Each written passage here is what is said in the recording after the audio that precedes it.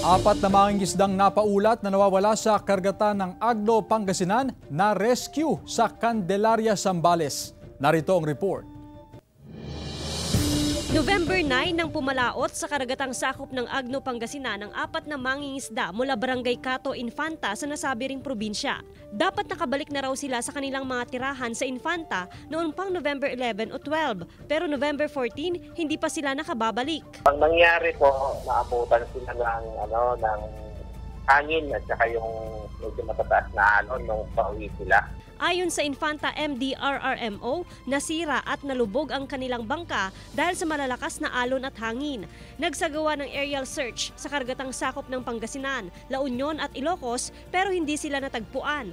Hanggang sa isang mangingisda ang nakakita sa kanila sa karagatang sakop ng Candelaria, Zambales kahapon, November 16. Lumubog po yung bangka nila kasi maliit lang po yun.